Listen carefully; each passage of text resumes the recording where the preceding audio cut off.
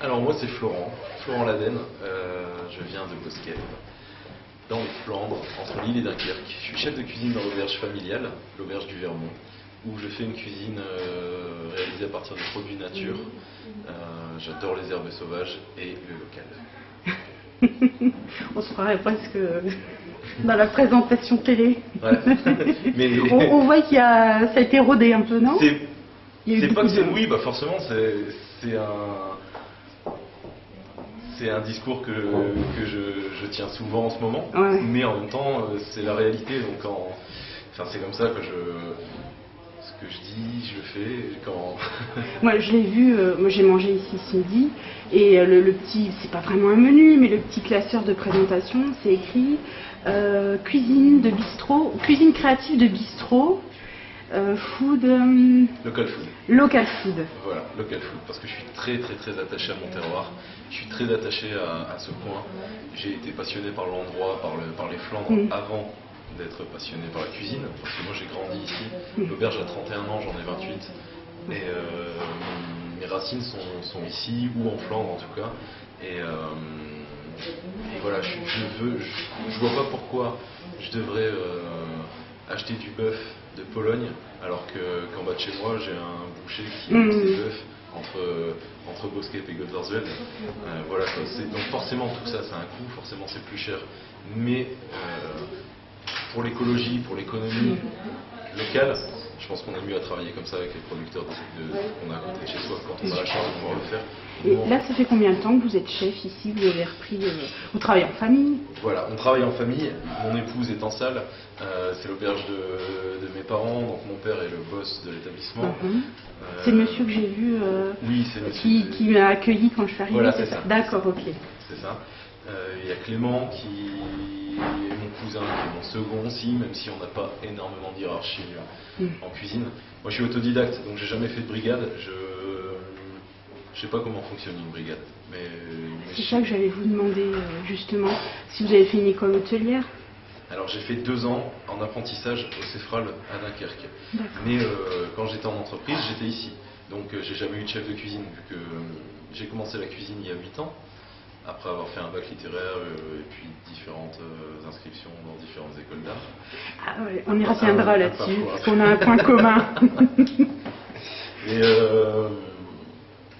j'ai appris ici, donc il y a réellement 2-3 ans que je fais la cuisine que je veux. J'ai carte blanche en cuisine. Et puis bon, après il y a eu le titre de jeune talent au Gonio qui arrivait relativement tôt, vu que c'était il y a 2 ans le titre de jeune talent en 2011. En 2011. Et ça faisait juste quelques mois que j'avais carte blanche en cuisine, que je commençais à m'éclater et à être très centré.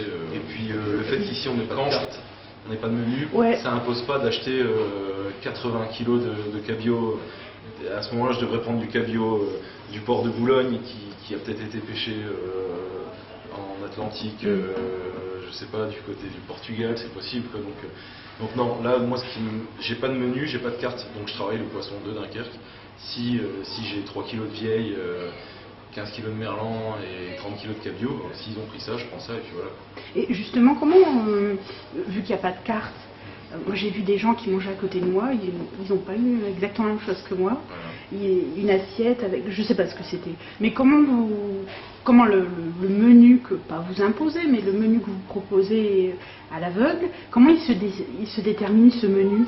C'est pas, souvent les gens disent ouais, tu dois être vachement créatif pour toujours refaire les menus, etc. Mais en fait, le secret voilà, je vous le dis, ça reste entre nous. Le secret c'est que c'est les maraîchers et mon poissonnier et mes fournisseurs de viande qui me font ma carte.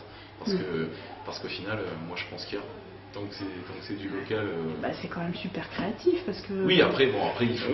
Quand on se retrouve avec je sais pas combien de poissons, il faut créer quelque chose là-dessus. Et chaque poisson ne se travaille pas de la même façon. Mais la personne qui me fait les herbes sauvages, je peux pas lui demander de me cueillir, parce qu'en ce moment j'ai pas trop le temps d'y aller, je peux pas demander de me lui cueillir 3 kilos de mouron des oiseaux. 3 kilos quand c'est une herbe sauvage. Du mouron des oiseaux. Je peux pas demander de cueillir ça. Donc il me cueille ce qu'il a, il cueille ce qu'il trouve, et puis voilà. ça me permet de travailler aussi avec des personnes qui ont des potagers. Bon, ça c'est en Belgique, donc j'ai marqué des autres. Donc généralement le local, même si c'est pas biologique ou biodynamique, c'est au moins agriculture raisonnée. Donc le pané que j'ai eu... Le pané, ah, et le petit jus, oh, qu'est-ce que c'était bon. Donc le pané, oui, le pané que vous avez eu là avec la côte de cochon de Monsieur Bayard aussi. Le pané vient du Haveland, donc c'est Rudy Verstraat qui fait le tour de tous les petits producteurs, de toutes les personnes qui ont des petits jardins, etc. Côté belge, lui il rachète ça et puis après on revend. Le pané vient d'ici. Et c'est de l'agriculture biodynamique, c'est-à-dire que ça va encore plus loin que le biologique. C'est vraiment... Bon, il faut être un peu perché, un peu barré pour faire ça. Mais c'est des gars qui travaillent avec la lune, qui travaillent... Ah oui, je vais garder un très bon souvenir de ce repas parce que c'était vraiment bon. L'œuf, j'ai eu un œuf fumé. Œuf mollet fumé au foin. Le foin qui vient de notre... D'accord, oui. Il faudra me donner les détails parce que je vais mettre des photos, que je ne fasse pas de bourde. Ouais, il y avait un œuf fumé avec une purée de céleri. Oui. Donc œuf fumé écrasé de céleri confit. Donc en fait moi mes légumes, je fais beaucoup ça. Je les rôtis entiers dans leur peau parce que la nature est très bien faite.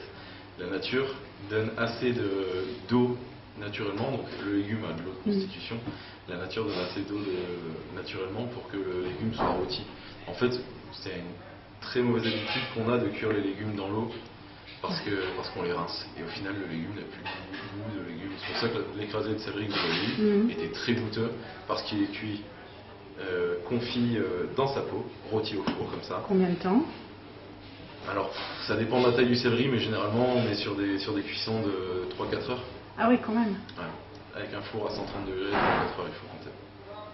C'était bon, j'aime pas le céleri. Et oui, mais c'est pour ça que j'écris plus mes cartes, parce que Mais je me suis vraiment régalée.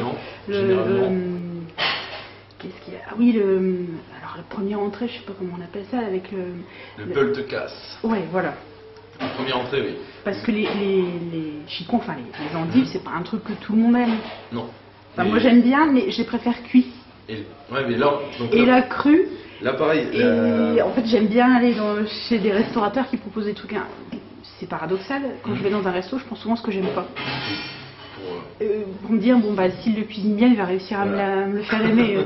Et là, franchement, ouais, j'ai beaucoup aimé. Ce principe de ne pas avoir de carte ni de menu écrit, c'est vachement bien parce qu'en fait, comme là, premier envoi aujourd'hui, c'était du beult-casse. En plus, c'est bien, comme ça, je connais un peu le mot flamand. J'arrive, je dis beult-casse, je vous laisse déguster, je vous laisse découvrir, et ensuite, je vais vous dire ce que c'est. Et le beult-casse, en l'occurrence, c'est du fromage de tête. Donc c'est de la tête de cochon. Ce plat-là, fromage de tête, c'est ça, hein.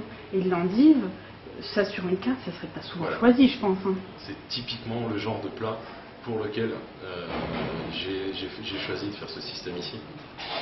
Pareil, on a tous les plats un peu canailles, tous les plats un peu bistrot. Qui n'aurait pas été choisi si ça avait été sur une carte, au final remporte un succès, mais c'est impressionnant. Là, cette entrée, tout le monde aime bien. Tout le monde aime bien. Parce qu'on se fait surprendre, quoi. Enfin, moi, j'étais surprise. Et puis, je la cache aussi sous la... Ouais. Mais j'ai tellement aimé que moi, je prends une photo à chaque fois avant, je vous montrerai après. J'ai commencé à manger, je crois, la vache, c'est super bon. La photo, quoi.